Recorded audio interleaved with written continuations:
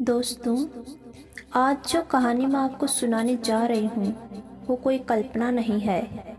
ये राजस्थान के जून जिले की एक सच्ची घटना है, जहाँ एक पुरानी हवेली आज भी रात के सन्नाटे में किसी के रोने की आवाज़ सुनाई देती है।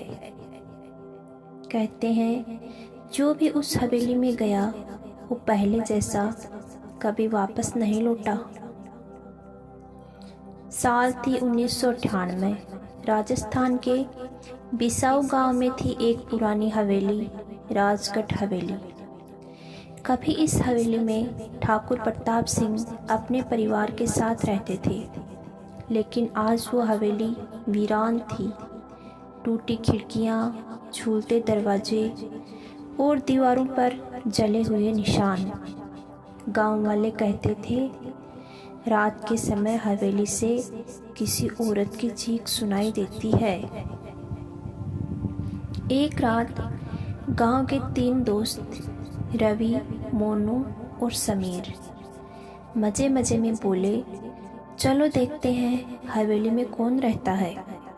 रात के 11 बजे थे। तीनों टॉर्च लेकर हवेली पहुंच गए।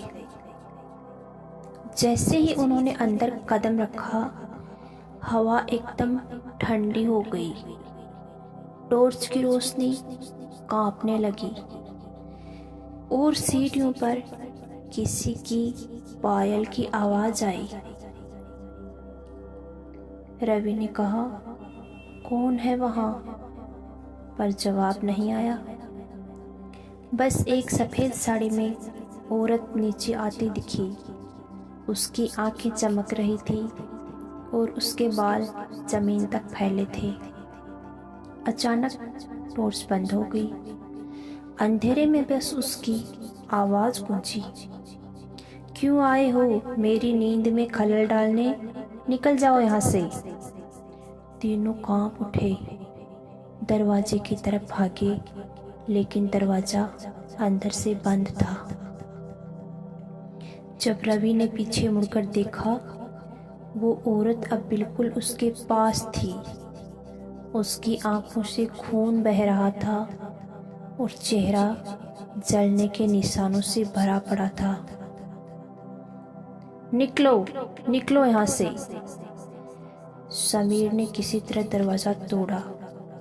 तीनों भागे, भागते भागते गांव पहुंचे, लेकिन रवि के कपड़ों पर खून था और वो कई दिनों तक बोल नहीं पाया। कुछ हफ्तों बाद गांव के बुजुर्गों ने बताया कि उस हवेली में ठाकुर प्रताप सिंह की पत्नी गौरी देवी ने सुसाइड की थी, क्योंकि ठाकुर का किसी नौकरानी से रिश्ता था। एक रात गौरी देवी ने दोनों को रंगे हाथों पकड़ लिया और उसी वक्त हवेली के अंदर आग लगा दी। जलते हुए वो चिल्लाई, इस हवेली में अब कोई चैन से नहीं रह पाएगा। और तब से हर पूर्णिमा की रात उसकी आत्मा हवेली में भटकती है।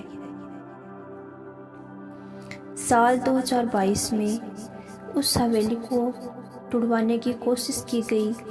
मजदूर आए, पर जिसने भी काम शुरू किया वो या तो बीमार पड़ गया या पागल हो गया।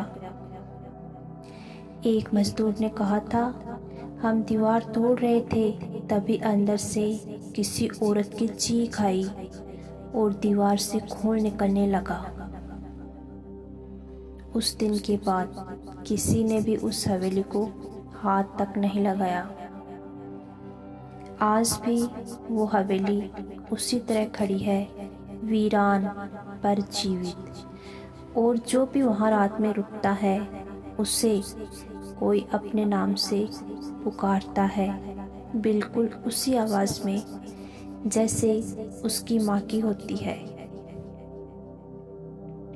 तो दोस्तों, क्या आपको लगता है कि गौरी देवी की आत्मा आज भी उस हवेली में है, या ये सब लोगों का एक वहम है? कमेंट में ज़रूर बताइएगा। और अगर कहानी पसंद आई हो तो चैनल को सब्सक्राइब करना मत भूलिएगा, क्योंकि अगली बार मैं लेकर आऊँगी एक और सच्ची डरावनी कहानी।